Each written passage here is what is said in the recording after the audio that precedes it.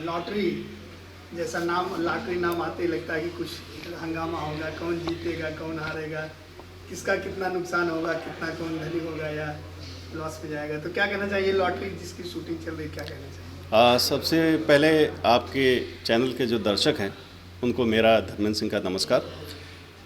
Lottery obviously lottery का नाम आते ही लगता है कि लॉटरी निकलेगी और पैसा आएगा, और पैसा जो है आज के दौर में या कभी भी पैसा हर आदमी की ज़िंदगी को बदल देता है। तो लॉटरी भी एक ऐसी कहानी है, एक लड़की है जिसकी ज़िंदगी में किस तरीके से लॉटरी आती है और लॉटरी की वजह से उसकी ज़िंदगी बदलती है। अब वो ज़िंदगी का बदलाव किन किन रास्तों से उसे लेके जाता है। एक सीधी सादी लड़की लॉटरी आने के बाद किस तरीके से चीज़ें उसके साथ गुजरती हैं, लॉटरी की कहानी बेसिक उस पर ही है। तो कुछ खुलासा करना चाहेंगे इसमें, कौन स्टार कास्ट होंगे, डायरेक्टर कौन है, प्रोड्यूसर के बारे में बात करें? जी, प्रोड्यूस कर रहे हैं, मतलब कंपनी वर्ल्ड वाइड प्रोड्यूस कर रही है। रत्नाकर जी, निवेदिता मैम इसके प्रोड्यूसर हैं। और स्टार कास्ट में कहें या यूँ कहें कि इसमें सब एक्टर्स हैं। तो माही श्रीवास्तव मुख्य भूमिका में हैं, सुकेश आनंद जी, विनीत विशाल जी, और बहुत सारे थिएटर के कलाकार, हिंदी से कुछ भोजपुरी से, ऐसे मिक्स एंड मैच का एक कोलाज सा बना है। तो बहुत सारे लोग भोजपुरी से भी हैं, बहुत सारे लोग हिंदी से हैं, तो मिक्स मैच करके एक कोलाज बना हुआ है। ये मिक्स मैच करने की जरूरत क्या पड़ी, जो हिंदी और भोजपुरी दोनों कलाकारों को एक साथ लाना पड़ा? देखिए, ज़रूरत ऐसे कि कुछ फ्रेश चेहरे चाहिए थे। कहानी आप ये कहेंगे कि एकदम टिपिकल वो जो भोजपुरी कहें कि वो गांव घर और वो उस तरीके से कि मतलब एक फैमिली ड्रामा, और वो कहानी थोड़ी हटके है। आपको सस्पेंस थ्रिलर का भी मज़ा आएगा, आपको इमोशंस का भी मज़ा आएगा, आपको फैमिली ड्रामा भी दिखेगा। तो इस कहानी में बहुत सारे इमोशंस इस तरीके से पिरोए गए थे कि हमको कुछ फ्रेश चेहरे चाहिए थे। मतलब रत्नाकर जी का भी था कि कुछ ऐसे चेहरे लाए जाएं जो अनएक्सपेक्टेड हो कि भाई ये विलेन हो सकता है या ये इस किरदार में जा सकता है। तो इसके लिए ये एक्सपेरिमेंट किया गया। इससे पहले जो फिल्म थी उसमें भी था, दयाशंकर पांडे जी आए थे, और हिंदी से बहुत सारे लोग आए थे जो इधर भी करते हैं उधर भी करते हैं, ऐसे भी लोग थे हमारे साथ। ये कह सकते हैं जैसे कि भोजपुरी सिनेमा के दूसरा दौर था सन 2000 तक, उसके बाद तीसरा दौर शुरू हुआ, तो कुछ हिंदी भोजपुरी के कलाकार एक साथ काम करते थे, बीच में बंद हो गए थे। तो ये वर्ल्ड वाइड रिकॉर्ड से रत्नाकर जी की बात की जाए, पहल जो हुई है कि आपके लिखने के माध्यम से कि भाई अब वापस बॉलीवुड के कलाकारों को भोजपुरी से जोड़ने के लिए सिलसिला चालू किया गया, इस पर क्या कहना है? देखिए, जैसे मैं टेलीविज़न भी लिखता हूँ और टेलीविज़न लिख ही रहा था, तो हिंदी सिनेमा भी अभी चल रहा प्रोसेस में, कुछ एक लिखा भी है। तो चीज़ें क्या होती हैं कि देखिए, कलाकार तो कलाकार है। वही हिंदी का कलाकार साउथ में जाके काम कर रहा था, वही बंगाली में जाके काम कर रहा था, मराठी में काम कर लेता। जैसे ही बात भोजपुरी की होती है ना, तो कहीं ना कहीं थोड़ा सा नाक लोग सिकोड़ने लगते हैं कि ऐसा, मतलब जो हमारे एल्बम्स हैं, जो उसमें प्रचलित गाने हैं, उनको ही बना दिया कि भैया सिनेमा ऐसा ही बनता है। आज के दौर का आप सिनेमा देखिए, सिनेमा जो कहते हैं ना कि सिनेमा बदल नहीं रहा, बदल गया है। आज जो है कटान जैसी फिल्में बनती हैं, जया जैसी फिल्में बनती हैं, आप लॉटरी जैसी फिल्मों पे एक्सपेरिमेंट किया जा रहा, और उसमें सबसे महती भूमिका जो है कि एक जो होता है ना कि एक सिनेमा की सोच एक निर्देशक की होती है कि इस तरीके से बनाना, और उसमें जो सबसे बड़ा संबल होता है वो होता है प्रोड्यूसर, कि क्या इस तरीके के एक्सपेरिमेंटल सिनेमा पे प्रोड्यूसर का ही साहस है कि वो इस तरीके की चीज़ें ला सकता है, जो बदलाव की बात की जा रही है। तो रत्नाकर जी में है कि वो उस बदलाव की तरफ वो आपको प्रोत्साहित कर देते हैं कि भाई हाँ करो, मैं पीछे खड़ा हूँ, आप बनाइए। उसमें बहुत सारी चीज़ों का रिस्क भी है कि आप रेगुलर से हट के जब कुछ नया करने जाते हैं तो आपका बेसिकली आपको यूँ कहें कि पैसों का बहुत बड़ा रिस्क होता है, पता नहीं ये चीज़ें रिकवर कर पाएंगी कि नहीं कर पाएंगी। तो ये प्रोड्यूसर का साहस है कि इस तरीके के सिनेमा पे हम लोग एक्सपेरिमेंट कर रहे हैं, तभी मैं लिखने की कोशिश कर पा रहा हूँ या मैं सोच पा रहा हूँ या कुछ नया हम लोग करते हैं। और ये आइडियाज़ तो कहीं ना कहीं मतलब अक्सर डिस्कशन से ही निकलता है कि रत्नाकर जी के पास कोई ऐसा आइडिया था, यार इस पर सिनेमा बनाते हैं, फिर हम डिस्कशन करते हैं। जैसे मुझे लगता है कि लॉटरी या जय जैसी फिल्मों पे हम कम से कम 15 बार हम लोग प्रोड्यूसर, डायरेक्टर और हम साथ में बैठ के हम लोग रगड़ते रहे कि नहीं ये नहीं, ये नहीं, ये नहीं, ये ऑप्शन नहीं, ये मतलब 4-4 बार ड्राफ्टिंग होती है, उसके बाद एक सिनेमा लिखा जाता है।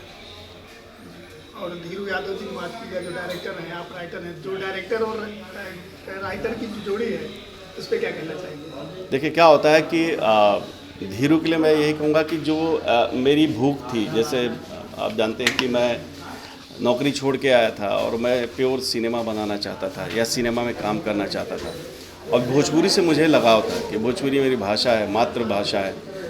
मतलब हिंदी को आप कहते हैं, लेकिन हम पले बढ़े तो भोजपुरी में ही पले बढ़े। तो मुझे लगता था कि इसमें कुछ अच्छा होना चाहिए, जो अच्छी फिल्में बन रही थी उस तरीके का होना चाहिए, और वो तभी संभव है जब धीरू यादव जैसा युवा निर्देशक और वो अच्छी सोच का, जिसको सिनेमा के प्रति लगाव है, जुनून है, जो कटान बनाता है, वही फिर दोबारा जया सारे फ्लेवर्स चेंज करता है, और जिसको अपने काम पे 100% का कन्विक्शन है, जिसको काम आता है। तो धीरू के साथ अभी जैसे लोग, संजय भैया ने एक नाम दिया हमें, धर्म धीरू की जोड़ी, तो वो धर्म धीरू ऐसे बना कि दोनों पागल हैं। मतलब मेरे को लगता है मैं सिनेमा बनाना चाहता हूँ, एक आदमी आता है, बताया नहीं सर हम भी सिनेमा बनाना चाहते हैं, और वो हम लोग लड़ते हैं, भिड़ते हैं और एक कुछ अच्छी चीज़ करने की कोशिश करते हैं। तो धीरू मैं कहूँगा कि भोजपुरी सिनेमा का फ्यूचर है। और वर्ल्ड वाइड का साथ में रत्नाकर जी का, रत्नाकर जी हाँ, तो अब तो मतलब यूँ कहेंगे कि वो होता ना सोने पे सुहागा वाला, कि आपको एक अच्छा प्लेटफॉर्म मिला। आप लाख कोशिश करते हैं, लाख क्रिएटिव होते हैं, बहुत कुछ अच्छा रच सकते हैं, बहुत कुछ अच्छा बना सकते हैं, लेकिन आपके पीछे अगर एक मजबूत पिलर नहीं है तो आप कुछ नहीं कर सकते हैं। तो रत्नाकर जी हमारे लिए यह है कि हम कुछ भी लेके जाते हैं कि सर ये थोड़ा सा अतरंगी है, या ये ऐसा कुछ बिरले ही सोच लिया है, क्या होगा, वो बोलते हैं बनाओ, जो होगा देखा जाएगा। तो ये साहस प्रोड्यूसर का, मैंने कहा ना कि साहस की बात है कि उनको है, ठीक है ये मैं इधर से पैसे ले रहा हूँ, बड़ी कंपनी है, 4 जगह से पैसे उनके आते होंगे, लेकिन ये क्या है ना कि आदमी अठन्नी भी तो नहीं खर्च करना चाहता है। लेकिन आप इतनी बड़ी बड़ी फिल्मों का आप मतलब यूँ कहें कि आप प्लान कर ले रहे हैं, एग्जीक्यूट कर रहे हैं, उसमें जैसे जया का ही सेटअप आप देखेंगे, जिस तरीके का सेटअप है, जितना खर्च है, सारी चीज़ें, तो रत्नाकर जी मतलब रत्नाकर जी ही कर सकते थे।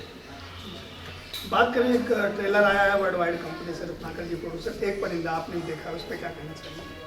देखिए, अवधेश मिश्रा जी एक अच्छे निर्देशक हैं, बहुत बढ़िया अभिनेता थे। तो कहीं ना कहीं जो फिल्मों में उनका जो अभिनेता है, एक मतलब कुशल अभिनेता होने की जो उनकी कला, या वो एक अच्छे कलाकार थे, तो उनकी फिल्मों में परिलक्षित होता है कि एक आदमी को सिनेमा की समझ है। एक परिंदा भी, मैंने कहा ना कि सिनेमा बदल गया है, तो ये बदला हुआ सिनेमा है, वो एक परिंदा है, या जो फिल्में अभी बन रही हैं वर्ल्ड वाइड से, तो सारा बदला हुआ सिनेमा है, जो लोगों तक जाना चाहिए, लोग उसको देखें। जो ये कहते हैं ना, अरे क्या बनता है आपके भोजपुरी में, तो अब देखिए, आप देख के फिर बोलिए कि ये बनता है हमारी भोजपुरी में, हम ये बना रहे हैं, ये हम गर्व से कह सकते हैं कि भैया बाबुल बन रही है, परिंदा बन रही है, संघर्ष बन रही है, ऐसी फिल्में अब हम बना रहे हैं। तो ये हमारी फिल्में देखिए आप जी। भोजपुरी सिनेमा बदलाव की कड़ी में जहाँ संघर्ष से रत्नाकर जी ने शुरुआत किया, मल्टीप्लेक्स में फिल्म लगाना, उसके बाद एक एक्सपेरिमेंट था, अब वही संघर्ष टू जो इतनी बड़ी हिट है, पार्ट 2 आ रही है, 30 तारीख को रिलीज है, इस पे क्या कहना चाहिए? मतलब संघर्ष जो है, मुझे पता चला कि वो ऐसी फिल्म थी जो साल भर 2 साल चलती ही रही। ऐसे कई सिनेमाघर थे जहां वो फिल्म साल 2 साल चली। तो कल मेरी बात हो रही थी ऐसे राजेश जी से, तो बताया कि सर वो साल 2 साल तक फिल्म चलती रही जगहों पे, कई सिनेमाघर में, और आज भी लोग मतलब कहीं आप री रिलीज कर दें तो आज भी लोग देखने चले आते हैं, जो एक तरीके से गदर का क्रेज़ था। तो मेरा कहना कि आप जब अच्छा बनाएंगे, अच्छे तरीके, और बनाने के बाद अच्छे तरीके से प्लान करके उसको सही सिनेमा हॉल तक पहुंचाएंगे। ये पूरा ऐसा नहीं कि आपने सिनेमा बना दिया, सिनेमा बन गया, अब चला गया, अब आपकी ज़िम्मेदारी ख़त्म हो गई। एज ए प्रोड्यूसर आपकी ज़िम्मेदारी कि उसको सही प्लेटफॉर्म तक ले जाइए, आप उसको सिनेमा हॉल तक ले जाइए। आप कहते हैं कि दर्शक आता नहीं, आप अच्छा सिनेमा बना के ले जाइए, दर्शक आएगा। मुझे लगता है कि संघर्ष 2 से फिर से एक बड़ी लौट दर्शकों की सिनेमाघरों में आएगी और सिनेमा देखेगी, क्योंकि सिनेमा बहुत ही शानदार बना है, अच्छी फिल्म बनी है। संघर्ष 2 के जैसे प्रोड्यूसर रत्नाकर जी हैं, डायरेक्टर पराग जी हैं, और खेसारी जी का अभी जिसे ट्रेलर में देखा, कई अलग अलग लुक दिखाया गया, क्या कहना चाहिए? देखिए, खेसारी लाल यादव एक बहुत ही उम्दा कलाकार हैं, और खेसारी लाल जी के साथ ये है कि आप उनके साथ किरदारों को लेके एक्सपेरिमेंट कर सकते हैं। आप जिस किरदार में खेसारी लाल यादव को डालते हैं, वो उसमें ढलने की कोशिश करते हैं, पूरी तैयारी करते हैं। जैसे मैं एक मेरा मिलना मिलाना हुआ 2-4 बार, और मैंने उस आदमी का रूटीन देखा कि 12 बजे तक वो सिनेमा की शूटिंग करके, मीटिंग करके, और 5 बजे वो जिम चले जाते हैं पूरी तैयारी के साथ। 7 बजे 8 बजे सेट पे जाना है तो वो टाइम पे पहुंच जाते हैं। तो ये एक एक्टर का डेडिकेशन है। उसके ऊपर से आपको उस एक्टर को अच्छा टेक्नीशियन मिल जाए। पराग पाटिल एक अच्छा टेक्नीशियन है, अच्छा सिनेमा बनाते हैं पराग जी शुरू से ही, और फिर वर्ल्ड वाइड कंपनी बनाकर जी। तो वही है, सोने पे सुहागा हो रहा है सब। तो क्या अपील करना चाहेंगे? दशहरा पे आ रही फिल्म 20 अक्टूबर को सिनेमाघरों में संघर्ष 2। देखिए, मैं ये कहूँगा मेरे भोजपुरी दर्शकों से कि मित्रों, यही समय है जब पता चलता है कि साउथ की फिल्म आके हमारे यहाँ और वो 100 करोड़ का बिजनेस कर जाती है, 200 करोड़ कर जाती है, गदर आती है, सब कुछ खुल जाता है। ये ऐसा सिनेमा है ना कि आपको बताना है कि देखो भैया, हमारी भाषा में भी इस तरीके का सिनेमा बनता है, हम भी एक ग्रैंडर लेके आते हैं, हम इस तरीके का सिनेमा बनाते हैं। और वो होगा कि जब हमारे दर्शक सिनेमा हॉल में आएंगे और आ करके कि अगर आपको आपकी भाषा को बढ़ाना है, आपको अपनी भाषा पे गर्व करना है, तो आपको अपना सिनेमा देखना होगा, अपना अच्छा सिनेमा देखना होगा। Thank you. Thank you.